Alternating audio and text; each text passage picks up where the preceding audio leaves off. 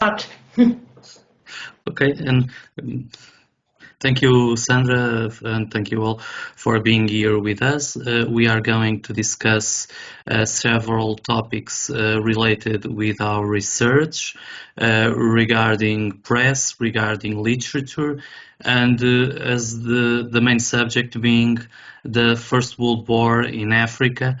We are going to discuss about an upcoming book related with literature, but also some authors, some perspectives, and how literature, arts, and other media, such as, for instance, textbooks that we don't approach in the book, but for instance, video games, are important to have a view on what, as Anne, I will ask her to begin,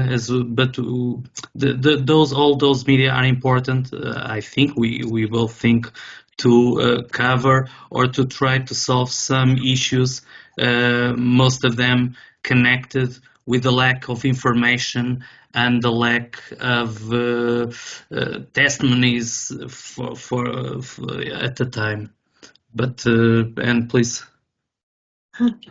Thank you very much, and thank you for allowing this to be in English, because I think my sole Portuguese word is obrigado. So thank you very much. Obrigado, Francisco, for organising this, Sergio for connecting us as well, and for Sandra hosting and the others of you attending. I will try and speak slowly so that you can follow the English more easily, because I know we have a tendency to rush on occasion. So yes, this book that Sergio and I are working on, I think it's been in the process for a good number of years. I think we first met in about 2014 at a conference in Lisbon that Ana Paula organised. And we picked up then that we had a connection over the literature. And then a few years ago, I decided it was time that we needed to do something. And Anna suggested again, Sergio is the man to speak to, and it has been brilliant so far. So we're looking at how literature, and it has evolved from literature to fiction in general, fills a gap in how people have remembered the First World War, in Africa particularly. There have been a lot of books written about the Western Front, but not very many on Africa. So we thought we would explore how this has evolved over time. Just for context, I have discovered about, it keeps changing because new books keep coming out, about 120 books, novels, that have been written on the First World War in Africa across all languages and the globe. To put that in context, during the First World War in England alone, or in Britain, they were producing 400 novels or publications on the First World War on the Western Front. So 120 odd years later, nearly, we've got a quarter of what was being produced annually. And so it was a case of, what does this tell us? When did people remember the war? How have they remembered the war? In what formats have they remembered the war? And this, I think, has thrown up some really interesting discoveries. You know, Portugal has had a really tough political time over the last century, which has impacted on writing. South Africa, which is where I'm from, we've also had a really interesting political time with apartheid and the politics of that around the First World War as well. And then, of course, South Africa and other parts of Africa were all colonized by various European countries, and how does that play into the remembrance story as well? So with the book, we approached, it's quite an interesting collection. It's not a true academic collection because we've got academics, Francisco being one of them, I think, who've contributed to the book. But we've also got authors who have written about the book, one of them being a German-Swiss author who wrote a novel. We've got a playwright. We've got who wrote a story play about the Western Front, about Delville Wood in particular, which I happened to see a couple of years ago and was really taken with it and approached him. We've got poetry. Sergio's looked at some poetry, I think, and various films. I think we've got Mosquito is one of the films I think we've got in the book. And then we also have a gamer who was asking questions, and in my learning about gaming, in order to answer his questions, we thought this might be an interesting addition to the publication. So I think we've covered as broad an area as possible in terms of non-traditional approaches to remembering the war. Sergio, have I said enough on that, or do you want to add anything? I can go on forever. Thank you. Yes, it's really that we approach several authors. Some of them, as Anne has told us, came from academia, write about are on university, but some of them are linked with other activities, and even important is to bring authors, because of course imagination could be a way of filling the gaps, so to speak. For instance, I could speak that on the text that I researched on the previous book by the Great War in Africa Association. I engage with theater because my first subject was when I started my degree. When I finished my degree was theater, produced during the dictatorship, and then when we met in 2014, in the next years, I tried to found plays, and I acknowledge that there's a lots of them. But as it happens with plays or with other kind of literary text, usually the proportion is not, this is not mathematics, not really scientific to say without further analysis, but I could say that in literature we have 1/5 or 1/6 from the literature regarding the Western Front. And then to try to overcome those issues of lack of sources, I tried the press, the printed press, some of them from African-speaking countries, now independent, but due sometimes to issues during the pandemic, the difficulties during the pandemic to go to this archive or that library. I used, and being in the group that deals, of course, with colonial press, I used fiction, sorts of especially short stories, and also poems. Most of them are not really, from an aesthetic point of view, are not really of great quality, but they provide, of course, as literary source, lots of information. And I tried to understand, as other authors, Francisco also do it on his text, try to understand how the relations between literature, between press, and between propaganda. Lots of these texts are so short that the authors cannot hide an open propagandistic tone. I think that is really interesting. And of course, during the research, mine, from Anne, and the other authors, we also have to overcome to go beyond the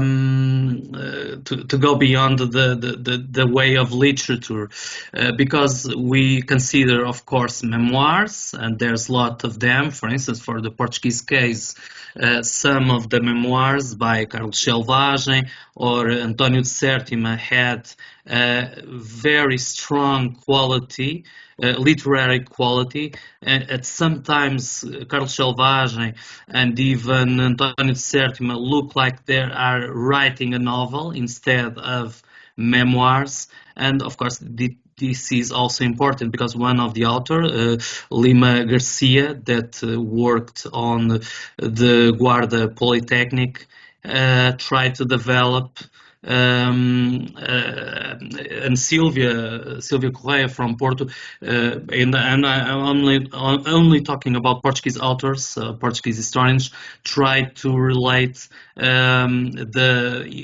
to the lack of literary sources or specific fiction, tried to find on the memoirs that quality, and I could follow at this point, of course, but just to add that those authors that I mentioned, Carlos Selvagem, António de Sértima, they are, as the members of the network know, they were very important in the late 20s and during the 30s.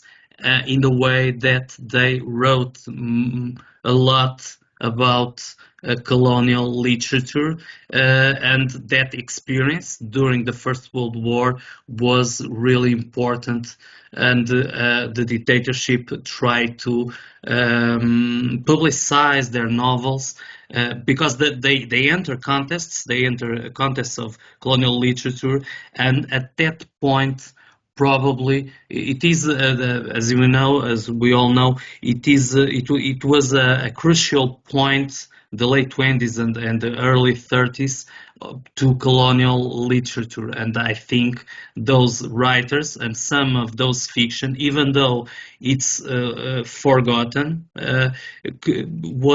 it propelled most novels and literature that endured during the regime until the 70s. But I'm almost speaking about Portuguese case, of course, and could add some more. I think, thank you, Sergio. A mention of the press, I think, is very important, because it is through the newspapers that we've got one of our contributions from Nigeria. Nigeria, out of the countries that we looked at, is one of the few which has no novels about the First World War at all. And so we managed to find a Nigerian academic.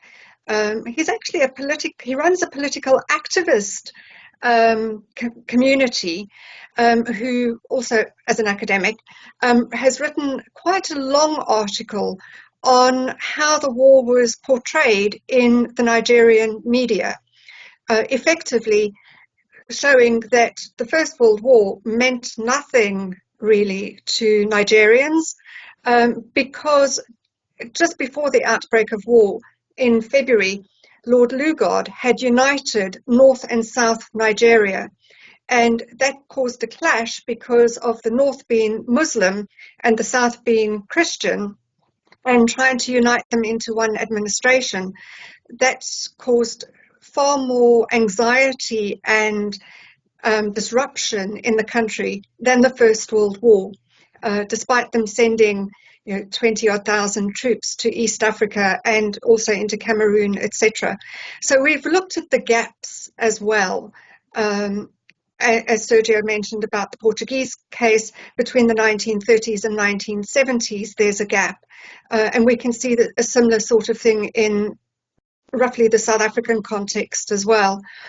What has also been really interesting is that we struggled to find African authors to participate in or to contribute to the journal or to the book.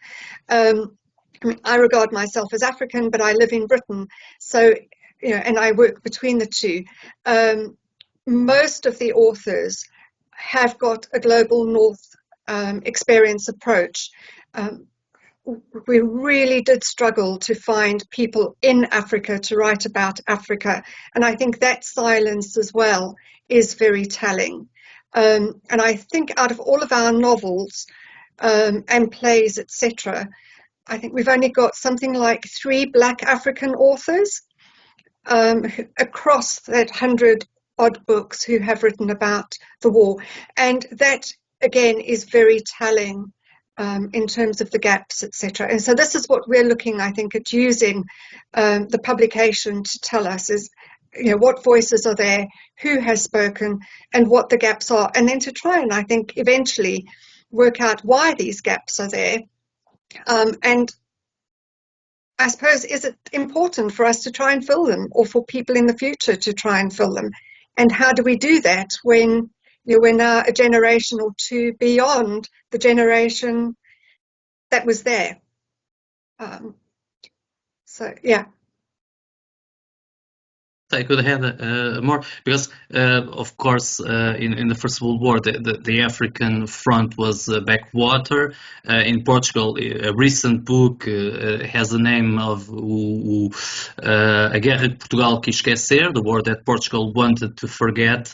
And even I spoke about literature, but regarding historiography,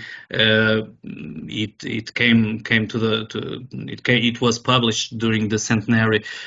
Some books, but really not engaging with African literature.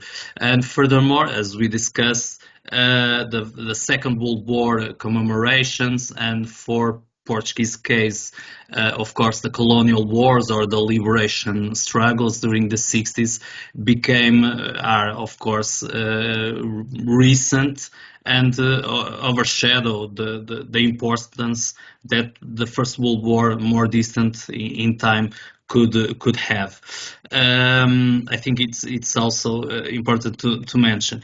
We consider, of course, in this approach, several authors, some of them that were decisive in discussing press. Alguns foram realmente importantes na discussão da imprensa do século XIX, the case of Benedict Anderson, the imagined communities, and could add that we also engage with Jacques Le Goff, that was an author very, very considered in France, of course, and even in Portugal when I studied in the late 90s, when the Annales historical school was very, very considered in the country.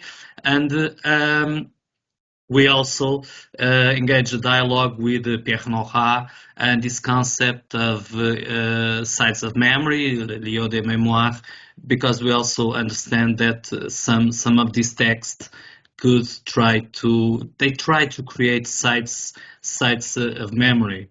I think that's it. I apologize, but I have to answer the door. And don't you? Sorry, really sorry. I'll pick up on Jay Winter while you do that. Jay Winter, who is probably one of the most well-known authors on memory in the First World War. He, interestingly, I'm working on another paper which has opened up some new avenues, doesn't actually touch on African participation at all. I think it's only in his most recent book that he mentions the Indian contribution on the Western Front, but he doesn't move away from the Western Front. What is interesting in terms of his work is the periodization of when people wrote and when they remembered. And that ties in very fittingly with the literature that came out about the Western Front. And for African authors or people from an African background with a global North perspective, the literature fits into that beautifully, into his breakdown. What is looking really interesting and is space for future work is that it doesn't tap into the African scenarios of independence movements and how those, as Sergio said, superseded the memory of the First World War.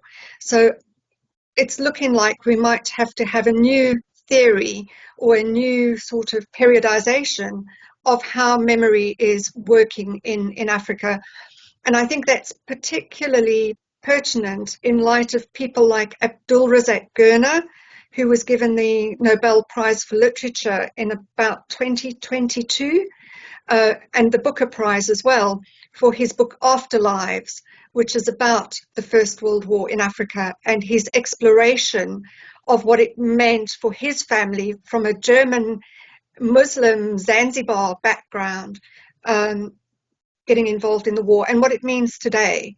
So I think, when we see this, and we've also got in South Africa a book by Fred Khumalo called Dancing the Death Drill, which has been translated into German 2023 and has since been translated into Zulu and Setswana, in South Africa, to try and bridge those gaps. So I think, with the growing interest in Africa, and I think one of the novels you mentioned, Sergio, one of the Portuguese novels, also comes out of Mozambique quite in the last few years as well.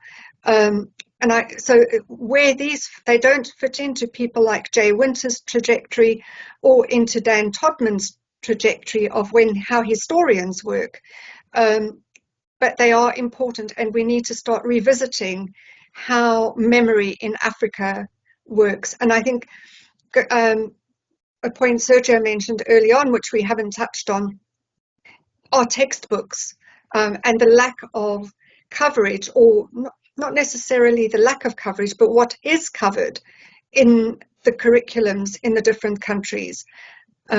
I looked at quite recently, 2022, the South African education curriculum, and to put a virtual reality program together on the First World War. And I was horrified that the curriculum that we were working with in 2022 was the same as I had been taught under apartheid in 1998. It was all about Britain, despite it, in being in South Africa. And then we wonder why young people don't engage with the past. I'm not sure what the Portuguese curriculum is like, but I also know that in Britain, you constantly hear, this doesn't feature in our history books. And so it is about those gaps as well, and how we can use literature, etc., to develop. Is it developing new memories, or is it pulling out memories, creating new memories? I don't know. Sergio, you're the textbook expert. Well, yeah, more or less, yes. I have a great interest in the textbooks, because as a teacher of the secondary, I was very used to choose them at the end of the year, and of course it is a process, sometimes complex, sometimes easier. Well, I would say that in Portugal and Portuguese-speaking countries, the issue of textbooks is being addressed. In 2023, I participated on a dossier with Sandra at the time invited me to send a proposal to a journal, and with some colleagues we developed a project to try to understand if the textbooks were if they still had Eurocentric arguments and some reminiscence from the dictatorship. And it's interesting because when this debate, well, in Portugal probably it was in the 80s that the textbooks began to being addressed as historiographical theme, but it was probably in the last decade that it sorted out several articles, books, even, and chapters that engaged the issue, mostly on slavery, mostly on colonial memories, and of course the colonial war. And it's interesting because it's really a debate that come out of the academia, and sometimes we can found this debate on the public sphere, for instance, in newspapers or other media. That's interesting. But I remember that on the First World War, it's really, even for for students in the ninth grade or in later years on history, it's not so much developed, and Africa is almost non-present, I would say.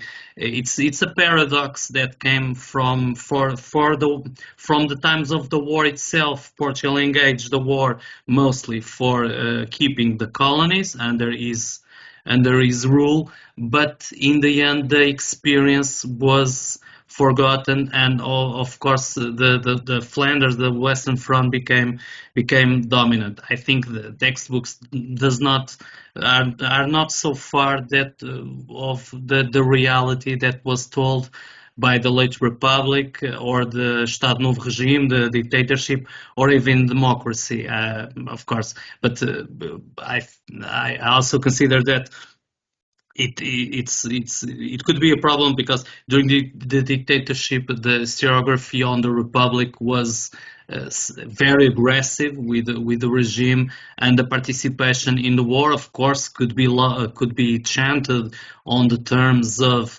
patriotism and colonialism, but in the end it was an experience from a regime that the dictatorship almost always was criticizing.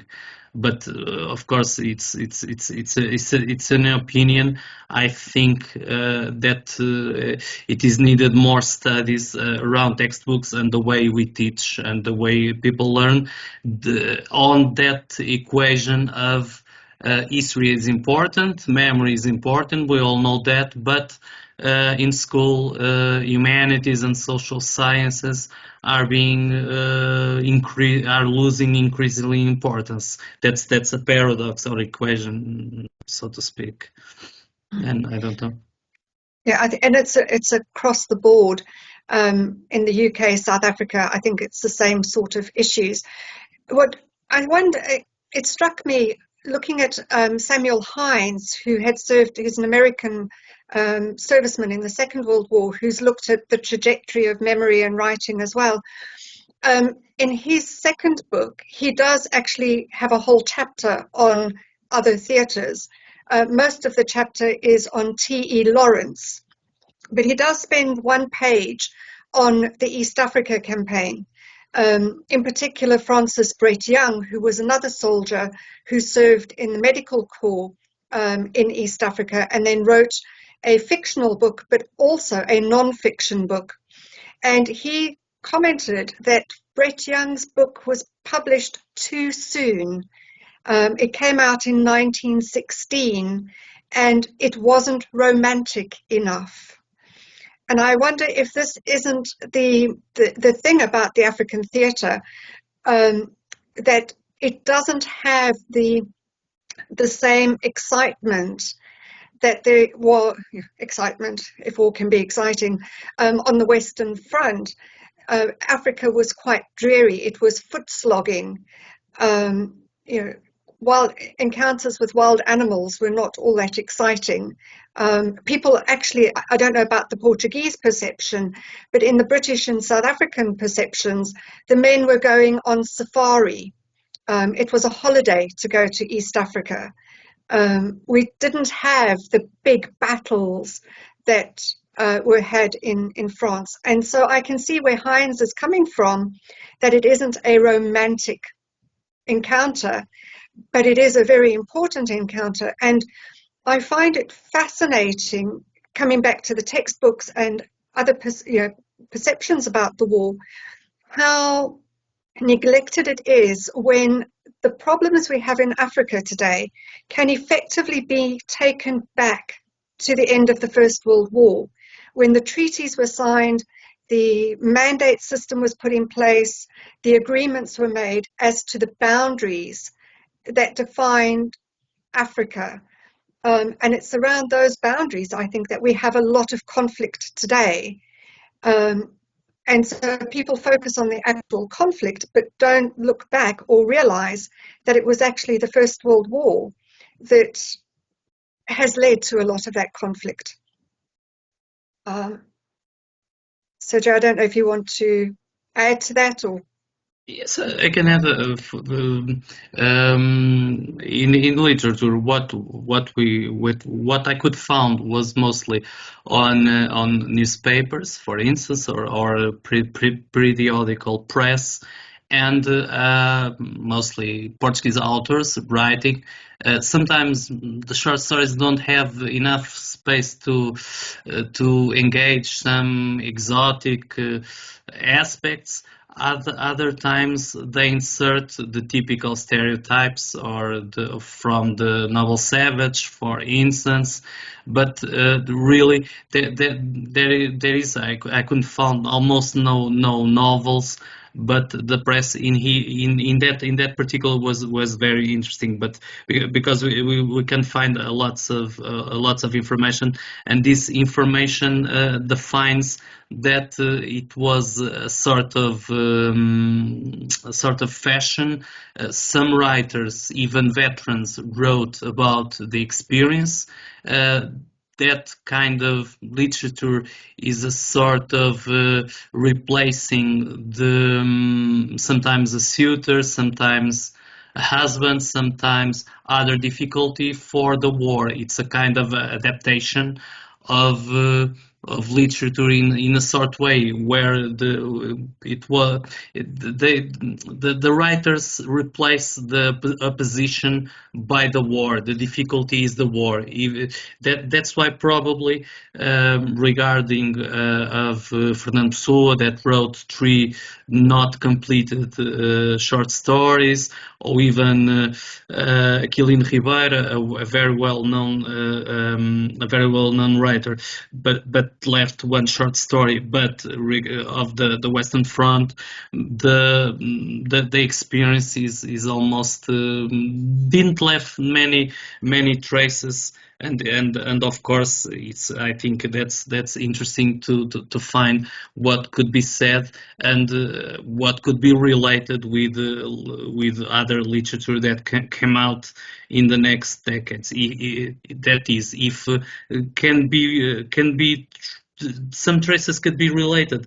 And I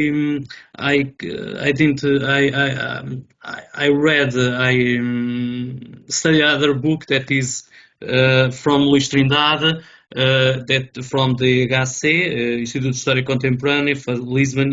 I think it's his PhD, entitled O Estranho Caso do Nacionalismo Português, something like the case that is strange about Portuguese nationalism, that discusses pastoralism and ruralism in literature from in England that happened in the late 19th century. I was recalling there are several authors, even musicians like Ralph Vaughan Williams, the most well-known, of course. But in this book we find mostly most of these writers that were trying to discuss pastoralism and the goodness of rural spaces. Most of these writers began as journalists, and I found very interesting to know. I have to search. I have to do some research if Africa is represented in somehow, because sometimes there are, I said several times, some short stories, even poems, but it seems rather from the occasion, from that date, and not more than that. I wonder, Sergio, while we've been talking as well, one of the big differences is that I can think of is how Portugal treated Africa, in the sense that Mozambique and Angola were another province this is my understanding, we're another province of the mainland, whereas for Britain, each of the African territories was a separate entity that was managed very differently and separate to what was happening back in the metropole. And it kind of, in some ways, well, that says to me that the link between Portugal and Africa was quite different to the link between Britain and its colonies, or Belgium and its colonies, and whether that might have had any impact on the types of narrative that come through. Also, within the English historiography narratives, the perception is that the men who were sent from the mainland out to Africa in the Portuguese army, it was kind of being sent to a backwater. You didn't want to go to Africa because that was the end of your career. If you had been a troublemaker back home, you were sent to Africa. Whether this is a true perception, I'm not sure, but this is the narrative that sort of is there within the English literature around Portugal and Africa. And I wonder how much that might have impacted on the lack of narrative or story that potentially comes out of Africa compared to what we have on the British front. But then there are so many similarities as well that one almost hesitates to make the comment I just have.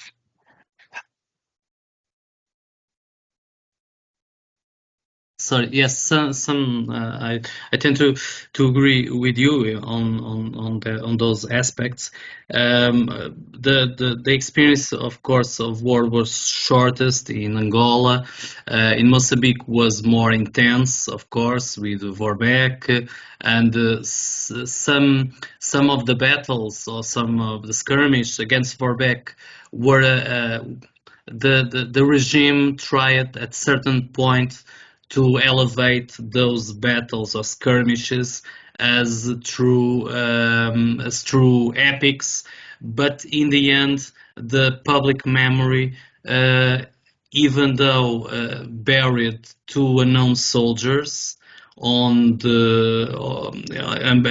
buried two unknown soldiers, most of the time perceived Africa as a backwater and choose one particular battle, La Liege, in the Western Front, a defeat that became a sort of moral victory as the symbol of Portuguese participation. And during the 20s, at the same time that the Republic was facing several problems, economics, financial, politics, riots, strikes, the rising far right parties and personalities. The thing is that during those late years, it was created a particular agency, the Agência Geral das Colónias, that invests some of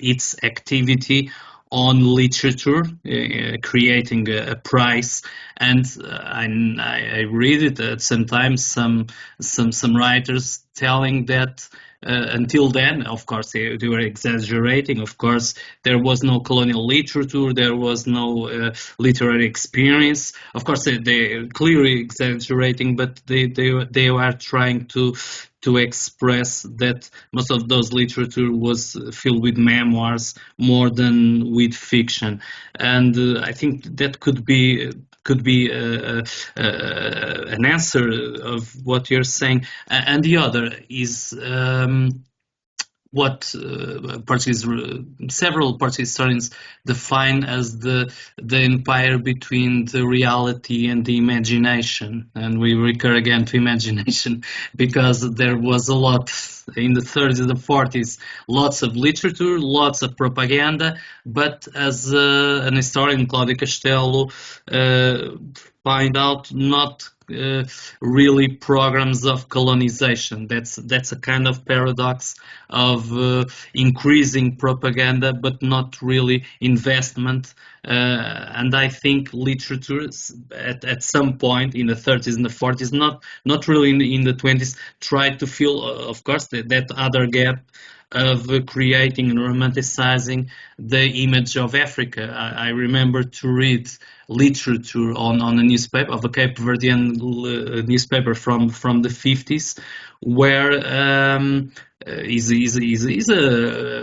really short story where the protagonists say that my boyfriend is going to Africa or something, and is clearly a negative way that at some point survived even on the propaganda, and even on people and writers and historians and others that were trying to devise Africa as El Dorado at some point, but and as the other as a land of curse and other nicknames, even more violent and depreciative of Africa. And I think your point about the propaganda aspect is really interesting and important, because novels as well give the authors, so Francis Brett Young, for example, it gives the author an opportunity to express their true feelings in a way that he couldn't do in his non-fiction account of what happened in the war. He could vent his anger at the management of the campaign through a novel and not get into trouble militarily, etc.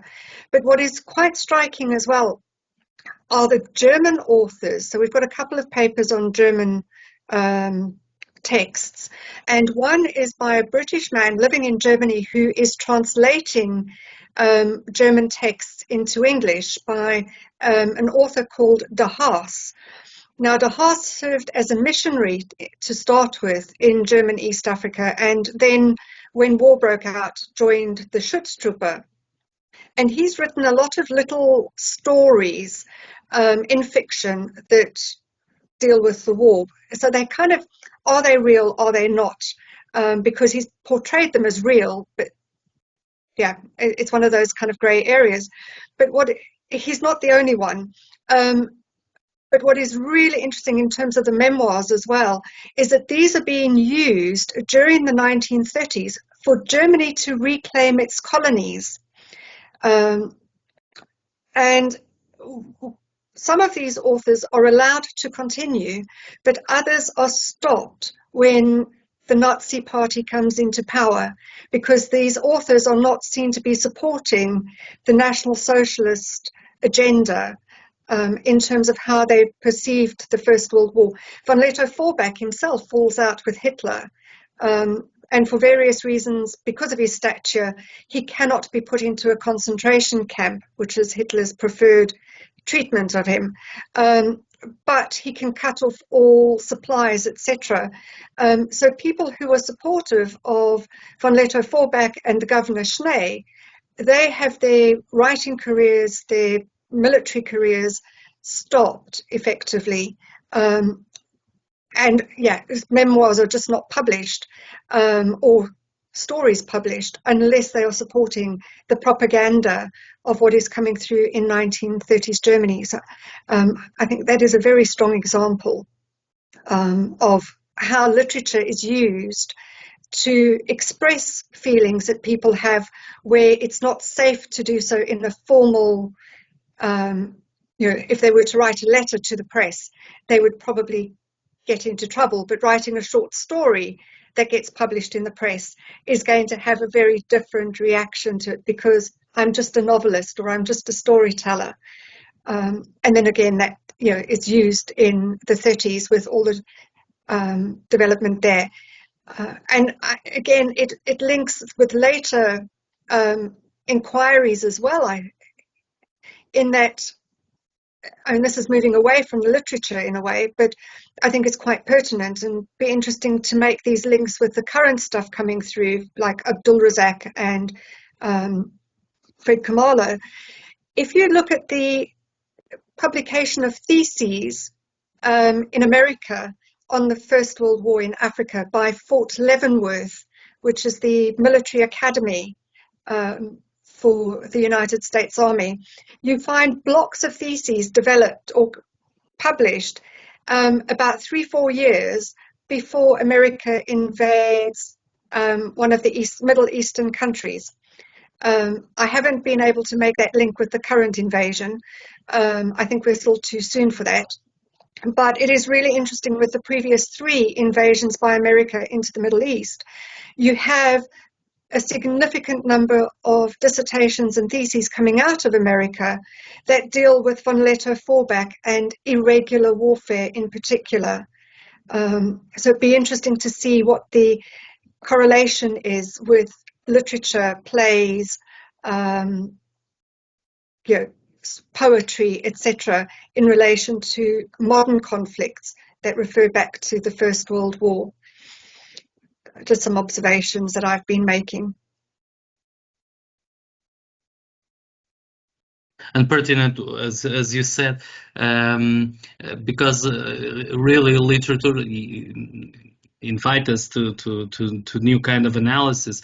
For instance, it's well known that it's a kind of an anecdote, but when several years after the beginning of the colonial war between Portugal and the then colonies, one of the major heroes of textbooks, Viriato, a shepherd, but was also resistant, a Celtic resistant against the Romans. It was at the time of resisting the Romans. He used guerrilla tactics, and during the dictatorship, he was sort of being not really erased, but avoided for people, children, linked guerrilla as a heroic guerrilla with some other situation happening in Africa. But as you said, I found one of the chapter of the book mostly dwells with that reality. That is the known journal, the known magazine Ilustração Portuguesa, that was, as we know, as one of the famous and not well sold, because the Ilustração Portuguesa were intended for upper and upper middle classes. The reality is that in 1914, when Portugal was on a neutral position, the magazine was already publishing short stories, and those short stories tell about a war. We don't really sometimes know where that war is, but that war has characters in those war, the characters with Portuguese names, and the kind of equipment, the kind of weapons, and the landscape is, of course, the African landscape, and of course it's a way of propaganda. Uses a war that it was going to happen in Africa during those first months in of the war after July, of Naulila and those skirmishes in Angola. But of course some press was already using literature and imaginary images and illustrations to convince a divided society of that the war should be engaged, that Portugal should engage the war.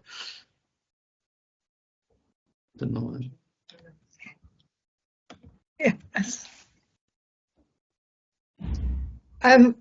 It is interesting how all of the what is happening, how it impacts on what comes after, and I think one of the areas that would be really interesting is to compare, to physically, in a way, get together with people, media specialists, etc., to map how all of these detailed analyses of stories that appear in the press, appear in printed form of some kind, merge together to tell this story of what happened in Africa. Again, coming back to the neutrality time of Portugal in the First World War, it's quite a thing to get one's head around, that Portugal is sending troops to Africa while it's neutral. And I remember writing an article a little while ago where I commented that Belgium actually never declared war in the First World War. And for me, this was quite significant in terms of the African participation. Portugal has got really good grounds for what it was doing and why it sent troops out, and it was quite articulate about that. Belgium didn't tend to do that. And so I wrote this comment about Belgium not declaring war at any point against Germany. And the reviewer came back and said, why is this important? And I thought, given that you've got colonies who are drawn into a campaign with no say, and we have all this legal aspect around conflict, I think that is quite a significant statement. Yes, your country has been attacked, but you're now bringing in another territory to participate. And in order, well, actually from the Belgian side, to use in order to protect your motherland. And I think, there's that kind of discussion, or what people were using the war for in literature or in propaganda terms, for the purpose of the mother country, the fatherland, etc. I think there's quite a lot of work that could still be done. I haven't analysed the books I've read, and I've probably read about 3/4 of those 120 odd books, some of them in Afrikaans, and I've got the German and French ones waiting. But so I've looked at them as a historical narrative, in the sense of what does it tell us broadly about the war? What do they focus on? When was it written?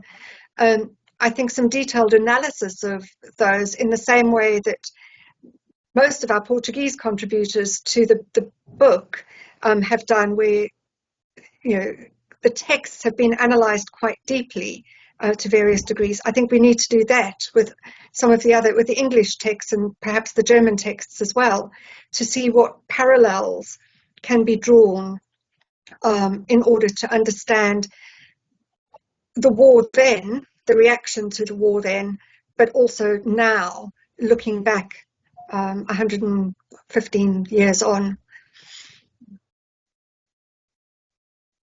Because several of those books or even films, Anne mentioned Mosquito is really recent. It premiered during the pandemics, and is modeled upon, for instance, Apocalypse Now.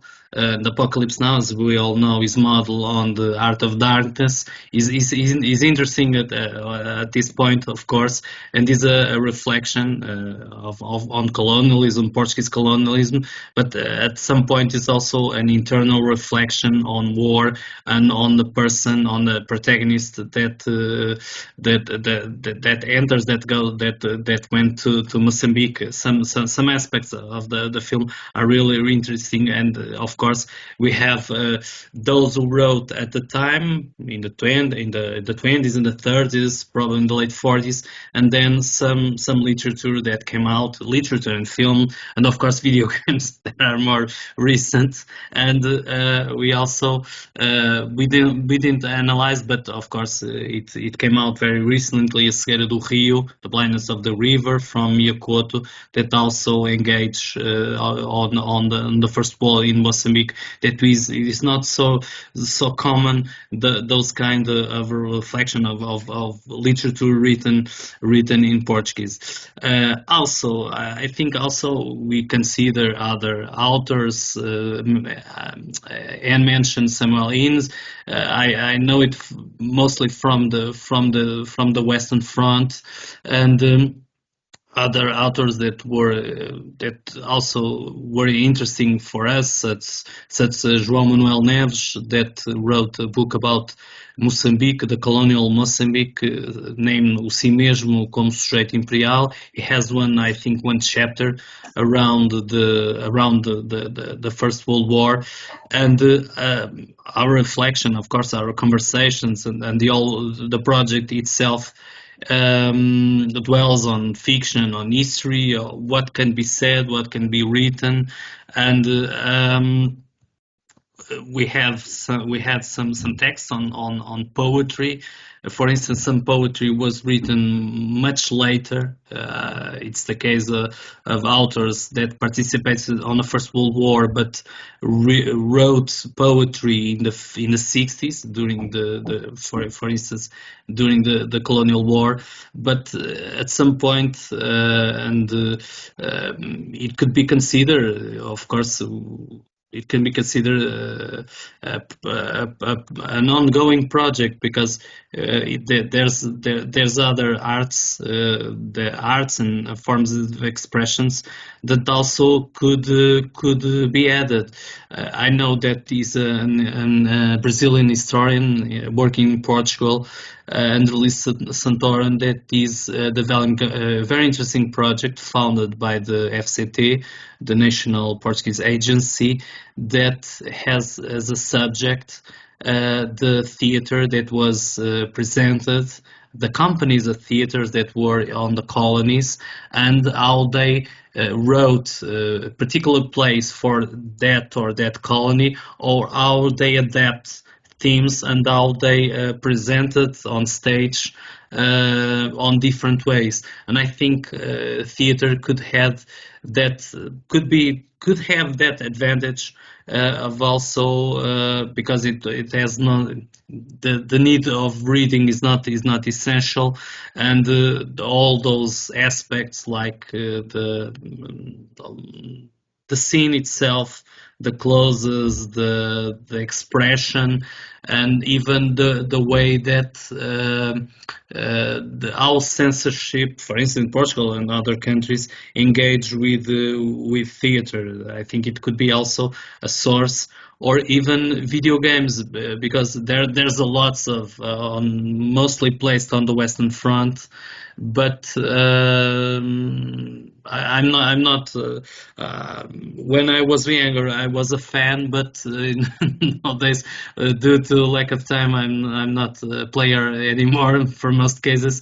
But I know that the authors use historians, and sometimes give very precise descriptions of equipment, of weaponry, and sometimes, and I was recently on a congress on textbooks, and one of the presentations were really about how war is depicted, and how the war empires are depicted, and how sometimes the authors of the game uses some prejudices of some ways of understanding war, and how they project it, because in video games we can restart, we can use the counterfactual and restart. Battles won can be lost, and vice versa.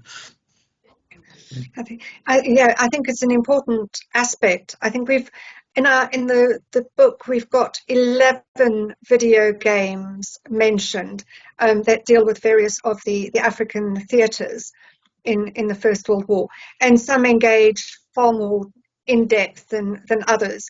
And it's really interesting. The author, who happens to be a baker by profession, has got no interest in academic world at all. I had to cajole him to write this piece for us. Has done so much learning about the First World War through these games, and he will tell you that the Battle of Tanga, which happened in November 1914, they've developed a game around it. There is no winner. Well, only the Germans can win in this. But yet the game can be played that you can try and get the British to win.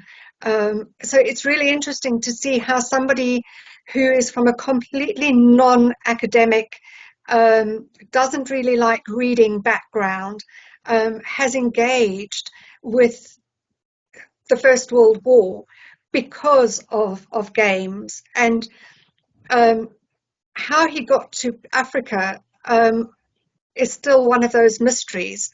I think it happened to be an obscure mention on one of the game sites, and he thought to go and explore, and he's just got engaged. And if he's stuck with a question or a thought, he'll message me to ask me for my views, or is there a new book he can go and read about X, or etc. And I think that shows that there's a real need for different ways to engage with people. It also struck me, I've just been reading a book, proofreading a book by a chap who served in the Rhodesian Light Infantry during the Rhodesian Bush War, where he talks about, and rather than just telling the story of the war, which a lot of them do, he's actually analysed his involvement and his reactions to the war. He's not Rhodesian, he's from a European country, who went out and fought, and was then injured and ended up leaving the country, etc. And he's reflecting on what the war was all about. And he talks about, which really struck me, the fact that the people directly involved in the First and Second World Wars, well, particularly the Second, didn't talk about the war. And it's now down to, or it was down to their children. And there's a special term for it. It's called epigeneric, I think it is, where the children of the people who served are left to try and unravel what happened at the time in the conflict, and to come up with their interpretations of why Daddy generally is as he is. Because this guy in particular talks about the number of divorce, or the increase in divorce rates, the increase in alcoholism, the society issues that came about with veterans moving out of conflict. And I think we have this in the First World War. When I scroll through the South African online records, the number of divorce cases in the First World War are enormous. Nobody's analysed this yet, but the family disruption that is made, or that comes about, and I'm sure I've seen it in my own family as a result of the anti-apartheid or the apartheid struggles, where families have been torn apart. And I'm sure aspects of Portuguese history have got a similar thing, where it's left to the next generation to try and understand why their parents behaved the way they did, why they were brought up the way they were. And I think that then articulates itself through fiction, through this exploration of what happened in another time, to try and make sense of where we are now as a society,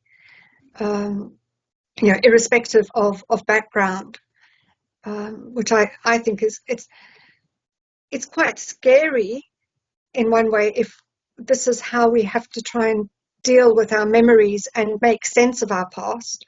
But it's also quite exciting as more people come to realize or to look at what happened in the past, to try and make sense of where we are today and how far back do you go. Yeah.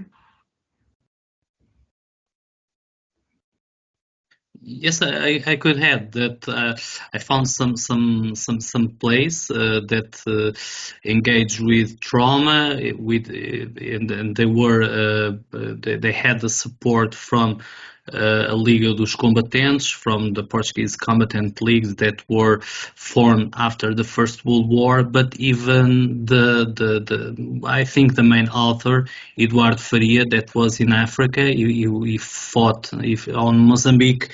He acknowledged, probably I didn't found the source to sustain what I am saying, but he placed the scenario of this place in mostly on Europe, from soldiers that were on Europe, because the myth of Portuguese participation in the Flanders was stronger than in Africa. Of course, these are limited plays, very, I would say that in 15-20 minutes, I could not really tell, but they endure 15-20 minutes, 25 minutes, no more than that, but they almost disappear during the next decades, because it was they were made for a very specific audience. In this case, I think the colonial war, for most of the reasons, has lots more literature. And even I was in the last years in Coimbra, where I live. It was a play that has a title something like "Os cadáveres são bons para esconder minas," something like "The dead bodies are good to hide mines." And it was a play made with recollections by psychologists, people supporting medics, supporting veterans. Of course, the play was not a transcription of those memories, but a literary creation upon those memories, where they could speak and tell problems that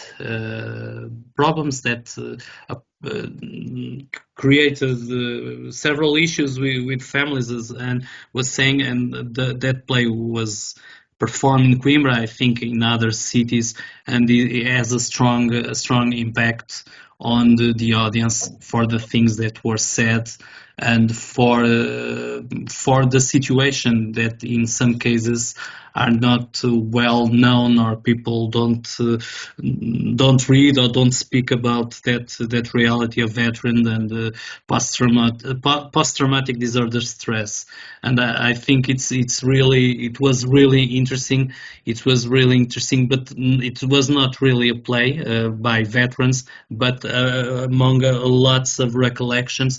And after the playing being performed, it was told that was not really memories, but reconstructed about some experience and things that veterans said. I know that at some point some people left the audience, because the language it was very, very, very, very strong. I think very interesting that it's carrying on. Yeah. I wonder, does anybody have any questions to ask us? Just a thought. We've been talking for a long time. Yes, actually, I was going to suggest that maybe we could. Thank you so much for your conversation, so interesting and useful. But I was going to suggest that maybe we could open to our colleagues to put questions or to intervene however they want. Daniela was the first to raise her hand, and Adelaide, and we can afterwards follow. Daniela, do you want to put your... Yeah, thank you so much, Sérgio Neto. I don't know if you can hear me properly, because there is a lot of noise around me right now. Thank you so much. It was a very brilliant presentation. And sorry, Danielle, you have a certain echo. Yeah, it's because...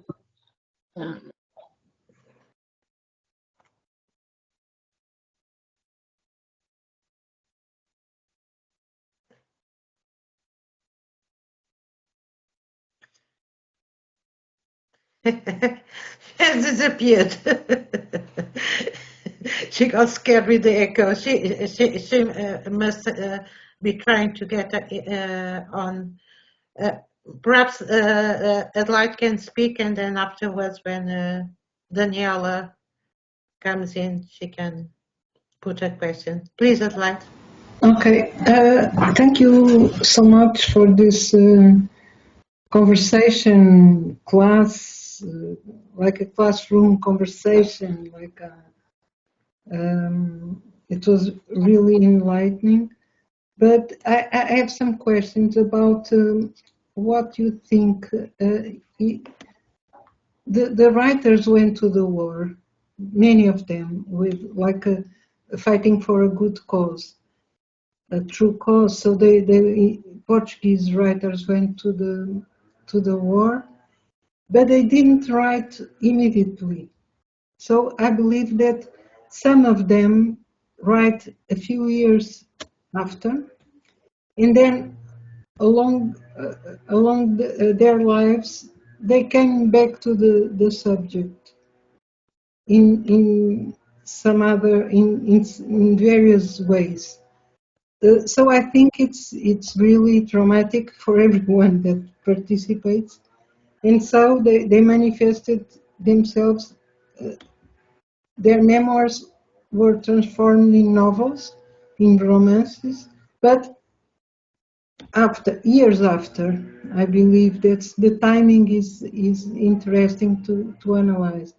And I have a question about war journalism in the First World War, because I have a theory or I have a thought about short stories and the language used in reporter, you know, the style of reporting something. Or so I believe that those two styles combine, and of course that they were very good in the times that came between the two wars of authoritarian regimes, and so it was quite easy to have either an engaged writing or even to think about a reality with literature, to reach a better reality by the means of literary texts or short stories, or that were very that could go along periodical press very easily. So that's the question. War journalism, was it important? Was it contributing for fiction later, or was a form of fiction already in the field? I don't know. Thank you. Sergio, should I do a bit on that and then you pick up?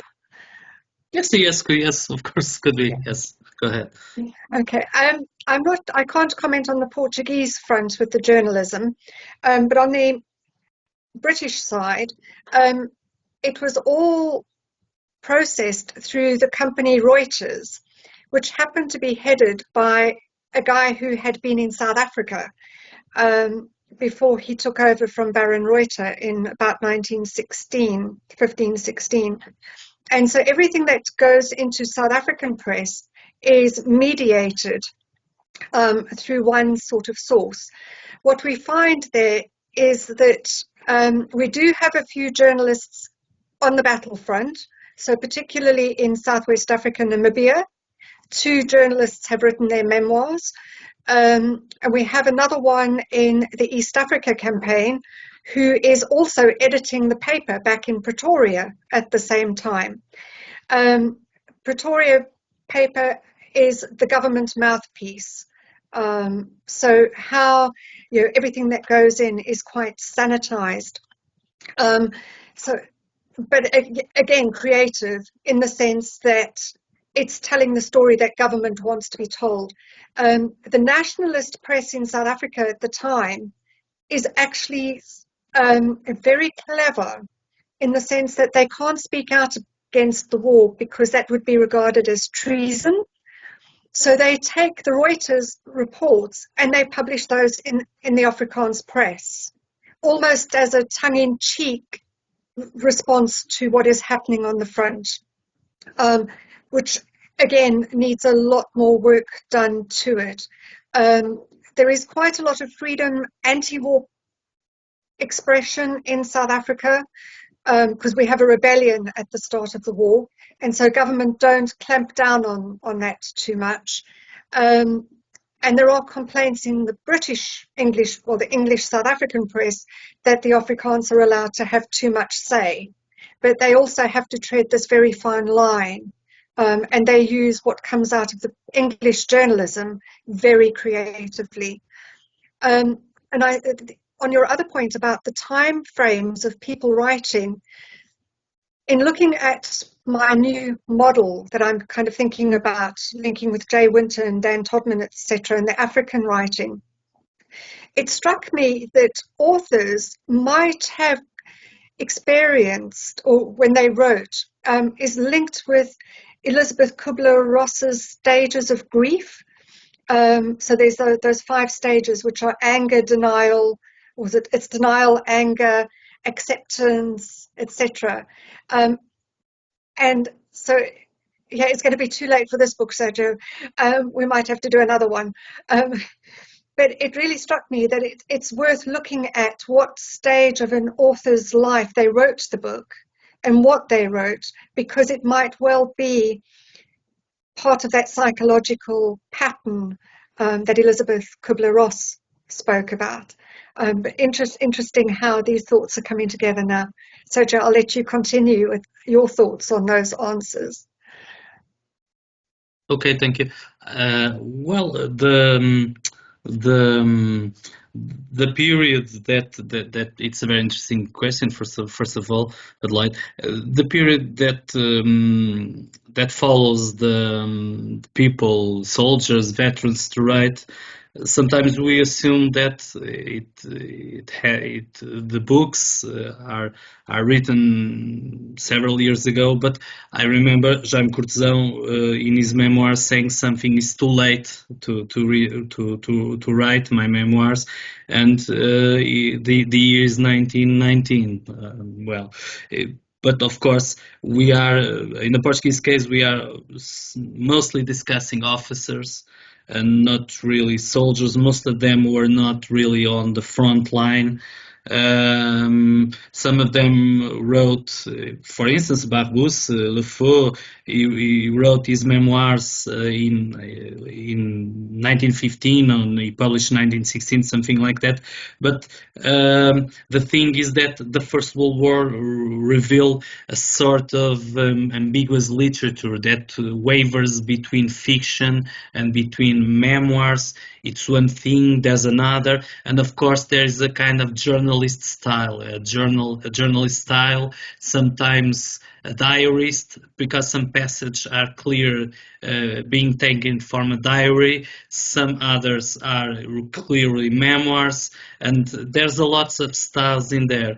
And of course, if a book it sorts out 10 years, like happened of some British and German or Portuguese, the edges are being polished, and of course we are really wavering between one thing and another.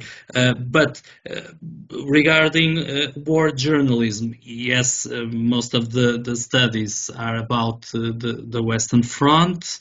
Some journalists, I was searching for in Paulo Osório, was at the time of the start of the war in Paris, and he wrote a play, but it's not a play to be on stage. It's more a short story named Episódio da Guerra, Episódio of War, and the main characters are French, but of course he's writing about Africa. He's writing about Portugal, because the name of the French characters are Portuguese, and the way of they speak about the Alsace-Lorraine, in the play is clearly about Africa, is clear about the so-called pacification campaigns, and he is a very interesting style, because it wavers between journalism, is a play, but is for being read as a short story. And I think this example that was published on Ilustração Portuguesa is really enlightening in the way of the war change the literature, probably the British literature has more examples, of course, because most of those writers and poets, there is a poet corner on Westminster. In Portugal are almost all known the poets that engage the theme of the war, but we have that kind of influence and that kind of sometimes odd text that waver between one thing and another.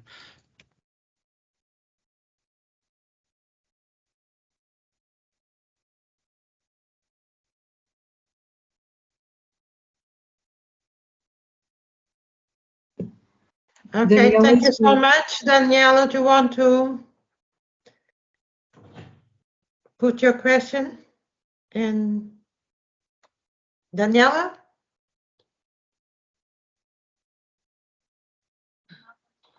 Yes, thank you. I don't know what happened before that the connection went down. Yes, first of all, thank you so much and congratulations on this beautiful work. I'm very excited about, and I think what I found most interesting is the diversity of sources that you address. I mean, I think when you deal with some really complex thematics or issue, it's very important to have a diversity of textual sources. So I think this is it's very important for me to bring into comparisons such a different objects such as fiction, video games, and memoirs and political press, etc. Also, the other the other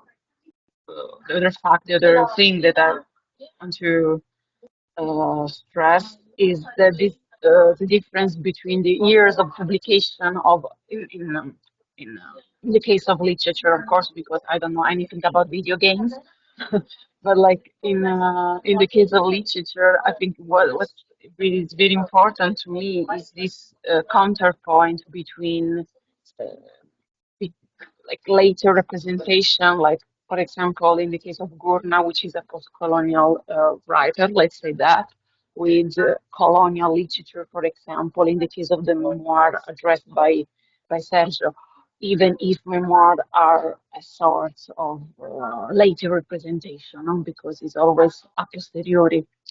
But what I want to I don't know if maybe this is a question more directed to Anne, but also Sergio.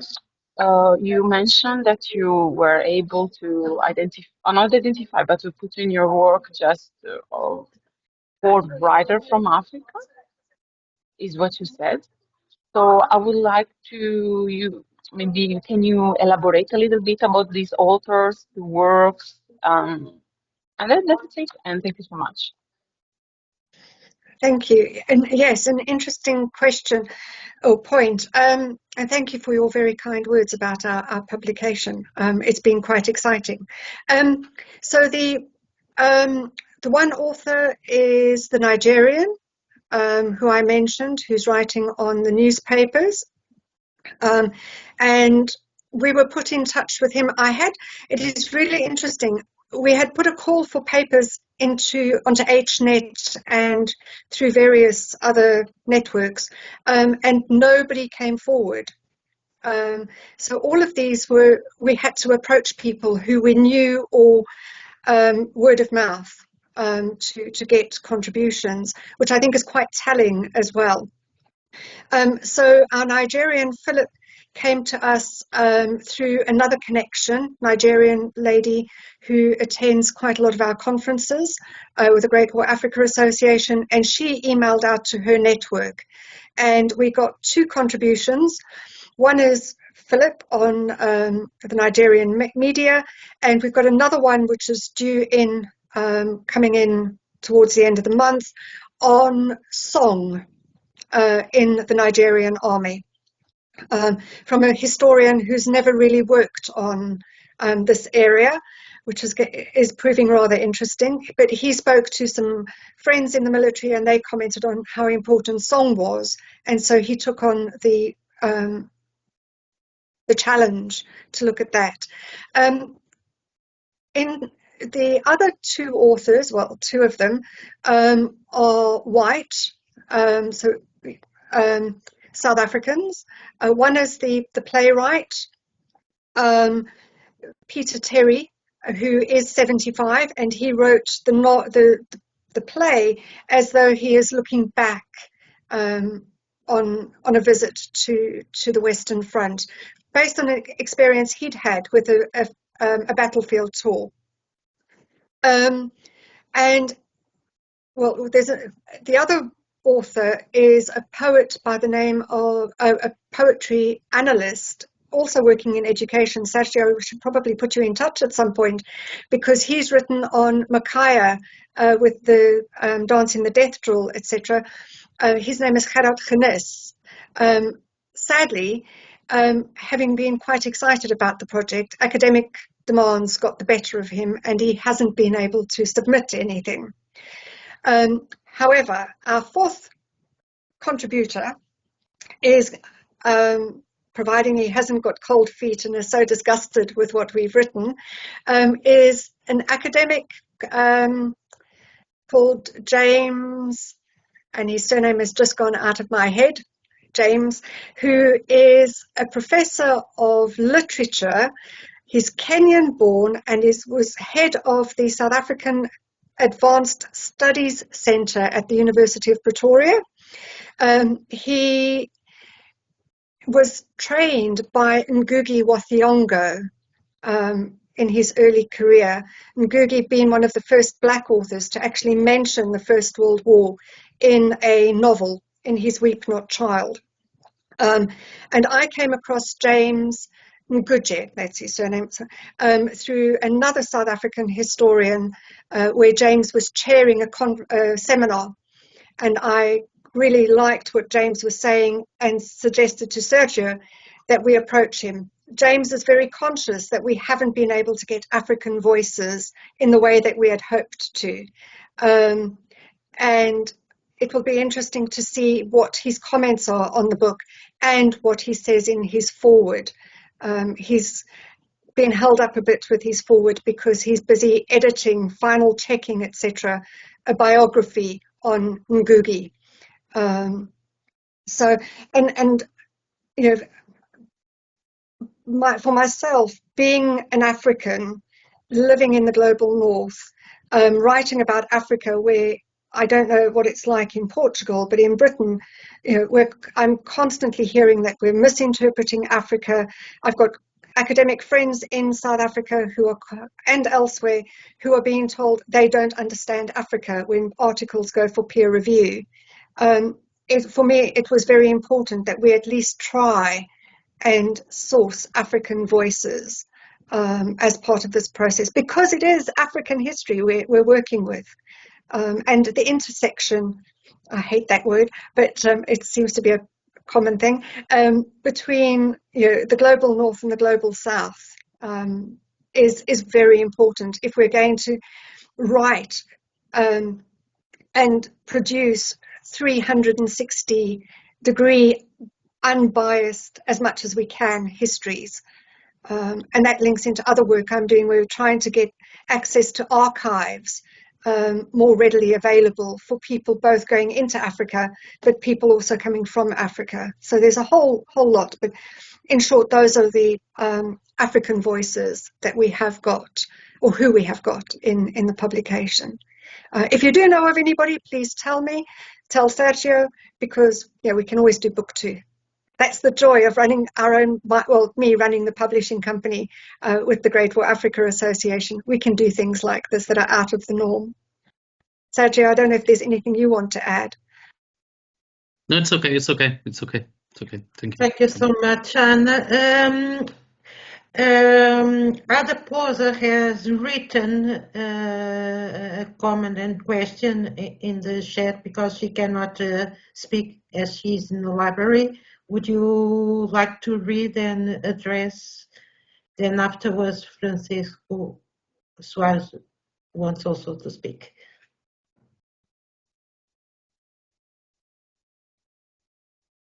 Should I start with that one, Sergio, seeing as though I spoke about silences earlier? Yeah. Very, very important question or consideration. There's the trauma of war, and there's also, I think when it comes to Africa, the perceptions of everybody else around Africa. So particularly in the South African context again, where people felt that because of the tensions between the nationalist government and the pro-British government, people were too scared to say anything. So memory was actually swept under the carpet. So in 1924, we have an election in South Africa, which puts the Nationalist Party into power. The First World War doesn't get a mention because it doesn't suit Jan Smuts of the South African Party to promote the war, because that will alienate the nationalist vote from him. It doesn't work for the nationalists to say anything positive or negative about the war, because they never supported the war, so they can't say anything positive. But if they say anything negative, they're going to be held up for treason. So the best thing is, unwritten rule, do not talk about the war. And I think this has a very big impact on the material that comes out of South Africa, particularly when the men, so we have men go to a few theatres. Southwest Africa is a very South African involvement because it's on our neighbour. Then we have the country split, those who are pro-empire or pro-South Africa, pro-war in a way, where we have the very British-centred come to Europe and fight on the Somme. The group who are in between, who do not feel that they can openly support Britain because they're going to be negatively targeted back home, but want to support South Africa and protect South Africa, are prepared to go to East Africa. So these men, if they say anything, are going to get picked on or get into trouble or despised by the South African population who are more nationalist and who happen to potentially be family members. So when you look at the South African literature of the time, most of it is about Delville Wood and the Western Front again, because that was safe. They were quite confident in their pro-empire approach. The other big voice or area that is focused on is the rebellion in South Africa in 1914, where people are reflecting on the different communities that were involved in that, again by more British-centred authors than South African nationalist-type authors. The only nationalist writing I've come across that mentions the war, etc., are memoirs where they are justifying why they rebelled.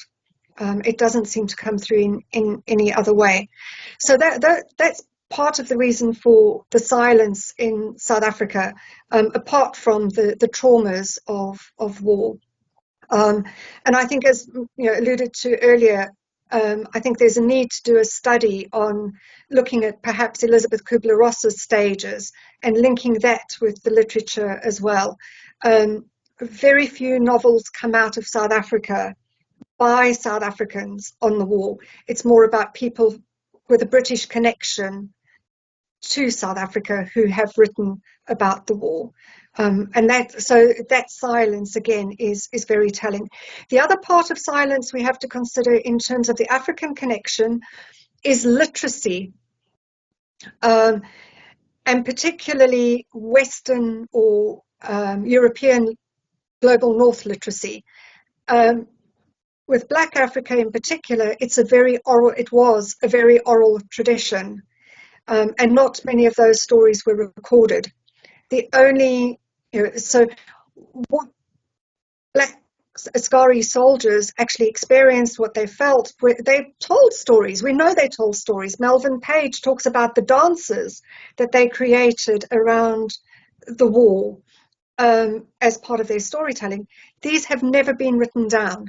So we've effectively lost them over time because of the lack of written word in the Western connection. And it's quite telling that the only novel we have found, sort of in West Africa terms, is a Second World War story from Nigeria, which is about having served in India. And that was brought to my attention by another Nigerian historian who is looking to try and translate the Yoruba into English because it's only available in the vernacular. And that is, yeah, you know, again, the silences there are huge, but I think it's about people's interests being, in the Nigerian context, the unification of North and South, the politics playing a very big part on top of the traumas of war. So yeah, trying to understand the silences are very important and a huge piece of work still to be done. Any volunteers? Welcome.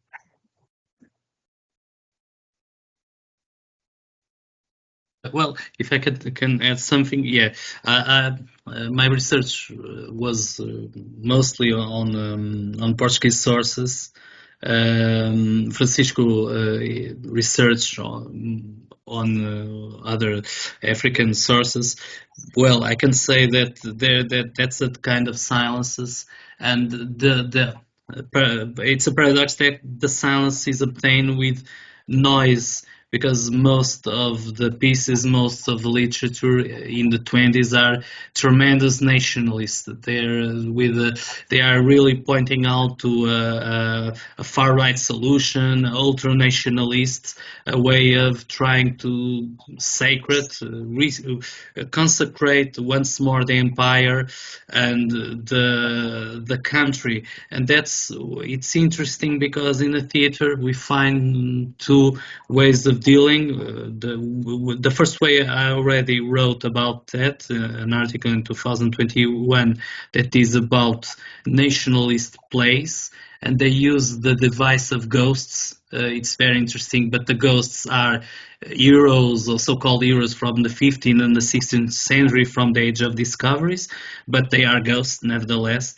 And a second group of plays that I'm trying to publish right now are interesting because it came from leftist writers, most of them with connections with communism or anarchisms, and some of them are truly anti-war, and the silence is a coordinate that they used. Lots of silence in the plays. It's really interesting, but some of them try to justify that them be the war. It's the more common motto, but it was necessary. But it's interesting how they divide itself on those groups trying to justify or trying to condemn. This for the Portuguese case. In Africa, of course, I didn't research. I didn't have the occasion, the opportunity to research those texts, but I think that they probably could exist even as short stories or as that kind of text that we already discussed, that waver between fiction and facts, because in Portuguese did, unlike France, didn't mobilize African soldiers to the European theater, and the experience in Africa that became mainstream, and we know that the literature is even on mainstream. It's not the most important it not endure on the public sphere. The reality is that all the prejudice, all the commonplaces about Africans are developed and these authors are very pessimistic sometimes, even about the way of fighting for the mission of Portugal colonizing, but they even use, it's very interesting, some aspects of fables like animals to portray Africa, Africans, and the effort of war. Sometimes it's possible to find some fighters, some Africans that were mobilized as barriers or as soldiers to engage dialogue with these writers, and sometimes it tells a lot about who writes, about the Portuguese officer, but sometimes it's possible to it's not a direct source, of course, we know that, but it's possible to devise some African voices in the midst of the war experience and the colonial dreams and all about that. And of course, it's not a direct source, but it's also, I think it's also important to try to fill the gaps that exist, as we mentioned. And can I just, before we go on to Francesco, thanks, Sergio, some important points there. It also struck me that there's the change in how masculinity has gone, or how masculinity has changed over time. And I think now to the South African war against Angola in the 70s, 80s, into the early 90s, and also the Rhodesian Bush War in particular, we've had a spate of memoirs and stories come out after those conflicts, which are cathartic. So the idea of the stiff upper lip, the British stiff upper lip, or the men don't talk about their emotions, was very prevalent at the end of the First World War, Second World War. So it wasn't, writing about it wasn't seen as a way of psychologically dealing with it, whereas with the more recent wars of the 70s, 80s, writing about it has been cathartic. So I think there's an element in terms of the silences where we need to consider the masculinity aspect and the change in how men are expected to behave over time. And I think the same goes for women as well, in terms of, you know, the female voice from the First World War is very quiet, although our very first author of the First World War in Africa was a woman in 1916, which is really interesting. She'd spent time in Rhodesia, today Zimbabwe. But yeah, so we need to look at the gender complexities as well in all of this. Thank you so much. I think that we perhaps can move to Francisco to make his intervention. Muito obrigado, muito boa tarde. Eu tenho estado a gostar bastante da sessão, embora sobretudo na primeira parte estivesse ocupado com questões que se prendem mesmo com esta sessão.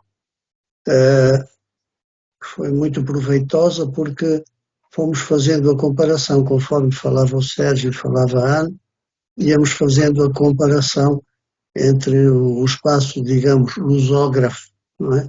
E o espaço, sobretudo, anglófono, não é?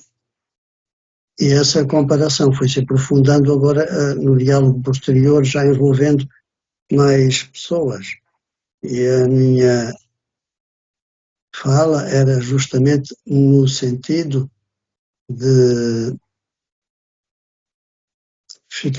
Fica já mais encaixada com o diálogo que houve até agora, era no sentido de dar um pequeno contributo que também dou no livro, que é relativo à participação ou produção literária, produção poética, produção de alguma forma artística relacionada com a Primeira Guerra. Troquei impressões sobre isso com o Sérgio Neto, quando ele me convidou para participar no livro. O que se passa é isto, em parte o Sérgio Neto já referiu, e em parte se articula com o que diz a Ana há muito pouco tempo. O que se passava era isto, o colonialismo português estava cada vez mais agressivo e cada vez mais português também. E havia muitas questões, incluindo de esbulho de terras, etc, etc. E levantavam-se sempre, até para justificar por vezes a prisão, e durante a prisão o esbulho de terras, usava-se muito o argumento de que as pessoas dali, das famílias dali, estavam a ser pagas e incentivadas por potências estrangeiras, ainda antes da Primeira Guerra e depois durante a Primeira Grande Guerra também, não é?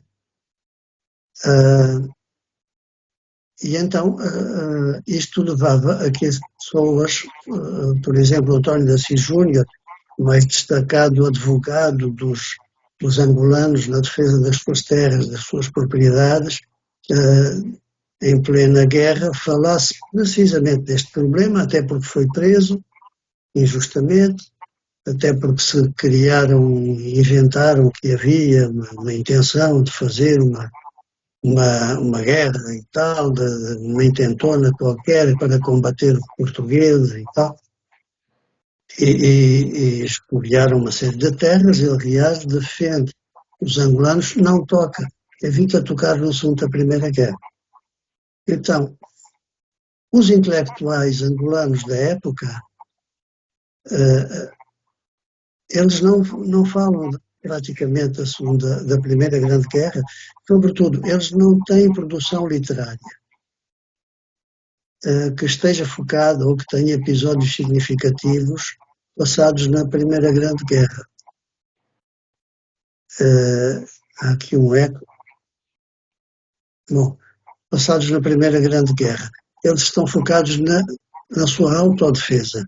E qualquer coisa que dissessem podia conter alguma frase que fosse interpretada como apoio ao inimigo e, portanto, seriam presos. Então isto inibiu, talvez isto tivesse inibido da parte dos angolanos uma produção literária envolvendo cenas da Primeira Grande Guerra. Por outro lado, também, muitos deles não sentiam que fosse a guerra deles. Era uma guerra entre europeus que queriam dominar aqueles territórios e eles eram apenas vítimas dessa guerra. Por outro lado, a produção literária, de arte verbal, não escrita, mas na oralidade, sobretudo na oralidade planhana, aí encontramos sim poemas e pequenas histórias e alguns ditos, alguns provérbios que têm direta relação com a Primeira Guerra, porque foi ali no extremo sul de Angola que se deram as batalhas. Pronto, em termos de Primeira Guerra Mundial foram pequenas batalhas, mas os incidentes militares que houve foi ali no sul, e então temos de partir para a literatura oral, tradicional, para encontrarmos produção literária relacionada. Vou falar em eco, mas tudo bem, ouve-se duas vezes. Ouve-se bem, Francisco, não... Sim, eu é que estou a ouvir bem. Pronto, é isso, temos de ir para a literatura oral, popular, sobretudo planhana, para encontrarmos alguma referência ou alguma peça que diretamente se envolva com os acontecimentos da Primeira Grande Guerra. Obrigada, Francisco. I will just very shortly transmit in English what Francisco has just said, which has much to do with his own chapter in the book. From what I believe is that mostly African writers did not address the theme of the First World War, both because they felt it was not their own war, but also because they were being persecuted at that time. Africans were being persecuted at that time, being accused of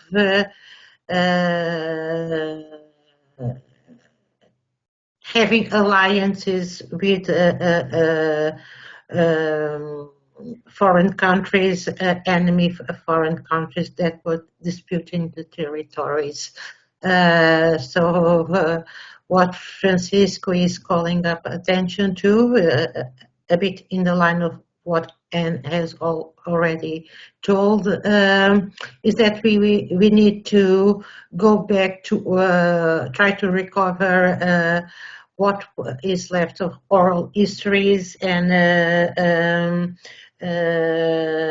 oral culture to recover such memoirs.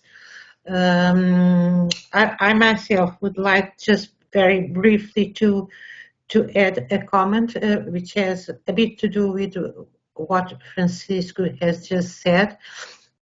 Is that I'm not a specialist at all in this field. I've never done specific research on this, but my perception is from reading a lot of newspapers and on that time I started by doing so in the context of Indian press and situation of Portuguese India during the First World War, and more recently, because of our project, also I'm starting to address some African press and more global issues that had to do with the situation of the colonies in the First World War.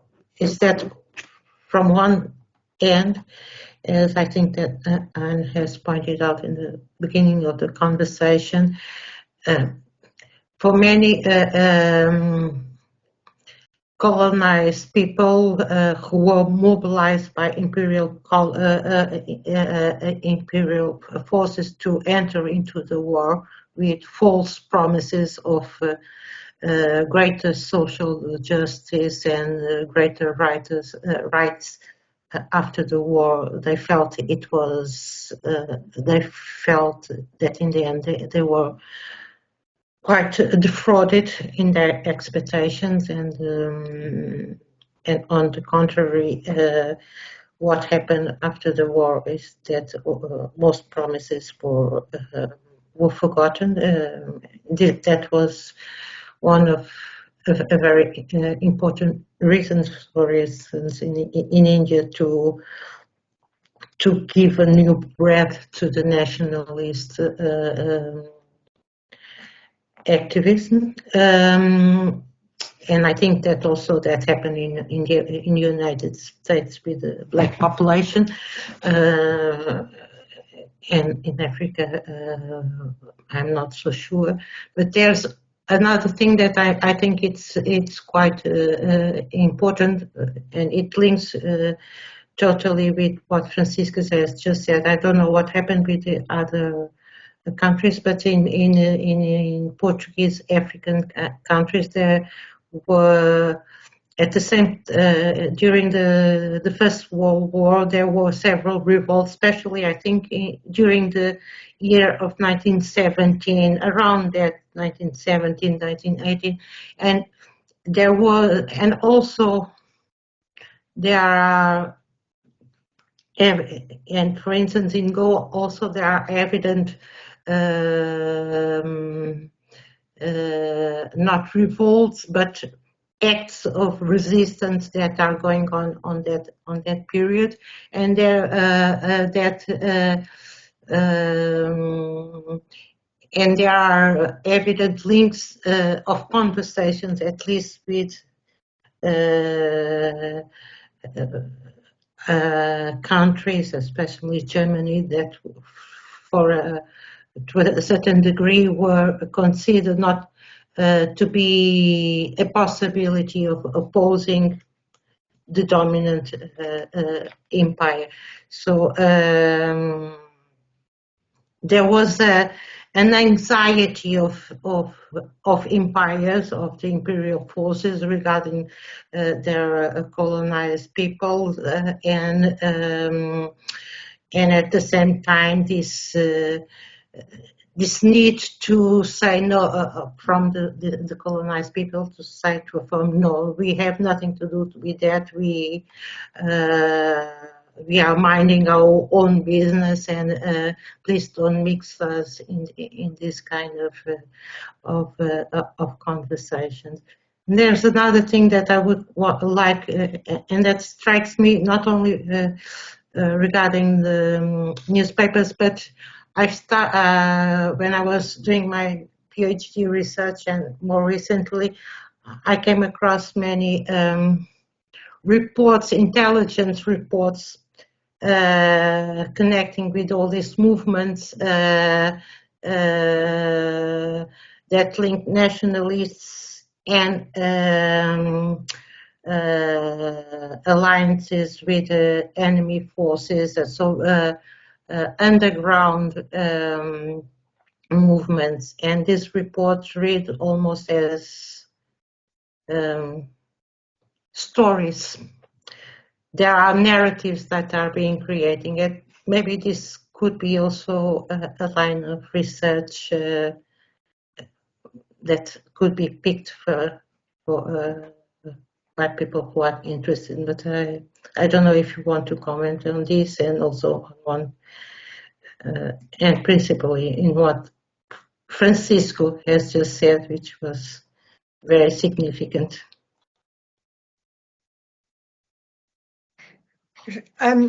Thank you.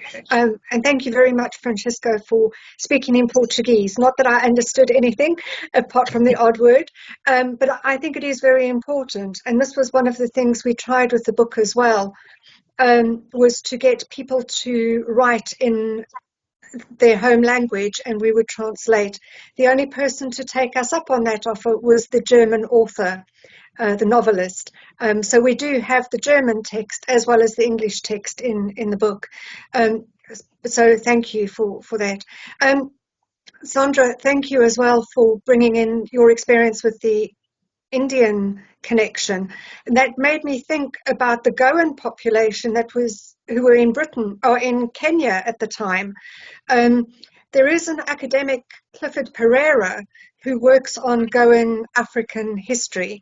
Really, you know him, really struggling with getting information. We overlap on bits of research every now and then, and etc.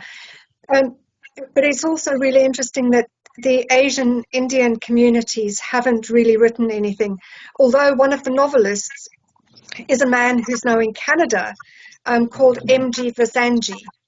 He's written about 3 or 4 books, and his memoir on writing, which came out last year or the year before, is a fascinating insight into identity and writing process, etc., and how you classify, or how his writing is classified, etc., and why he writes.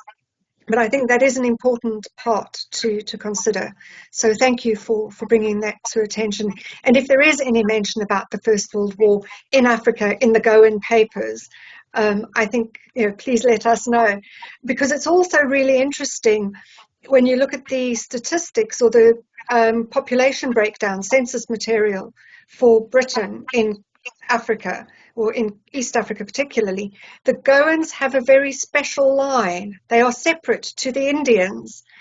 And this took me a while to work out, and it was because they were Portuguese and regarded as white in the African context, as opposed to the Indians in the British context, who were regarded as second-class citizens. So there's a lot more work, I think, that needs to be done on that front. So thank you for bringing that to attention. I'll let Sergio pick up on the next bit.